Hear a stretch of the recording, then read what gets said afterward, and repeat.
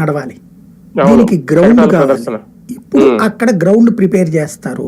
కాకపోతే ఈ గ్రౌండ్ శాశ్వతమా? ముందు గ్రౌండ్ ప్రిపేర్ చేసి ఆ గ్రౌండ్ లో ఈ కవాతులు అయిపోయాక మళ్ళీ అది ప్లాట్లకు ఇవ్వడమా, లేకపోతే రేపు పొద్దున ఏ ఇండస్ట్రీస్కి ఇవ్వడమో చెయ్యాలి. లేదా ఒక మంచి పని చేయదలుచుకుంటే ఒక 100 ఎకరాలు 150 ఎకరాలు సెక్రటేరియట్ ఎదురుగుండా ఒక గ్రౌండ్ ప్రిపేర్ చేసేస్తే అద్భుతంగా ఉంటుంది. అవును.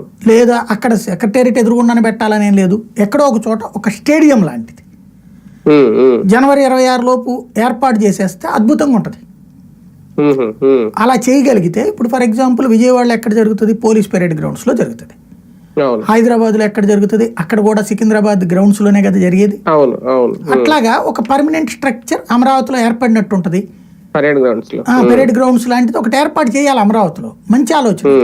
అది చేయగలిగితే పర్మనెంట్ గా ఒక ముద్ర ఉండిపోతుంది. కార్యక్రమాలన్నీ అక్కడ నిర్వహించుకోవచ్చు. అయితే గ్రౌండ్ చేస్తారా, ఉట్టి గ్రౌండ్ లెవెల్ చేసి చేస్తారనేది చూడాలి. ఏది చేసినా తాత్కాలికం అవుతుందేమండి ఇప్పుడు చేసేవి. అదే అంటోంది, తాత్కాలికం కాకుండా శాశ్వతంగా ప్లాన్ చేయండి అంటున్నా నేను. ఈ వారంలో అదానీ అంశం కూడా మొత్తం ఒక రాజకీయాల్లో ఊపిందని చెప్పాలి. పార్లమెంట్ లో కూడా దీనికి సంబంధించి ఒక పార్లమెంట్ కూడా కుదిపేసింది అని చెప్పాలి. కాకపోతే ఇక్కడ సెకీతో కుదుర్చుకున్న ఒప్పందాలు అనేది లేదు. కంప్లీట్ గా అదానీతోనే నేరుగా మాట్లాడారు జగన్మోహన్.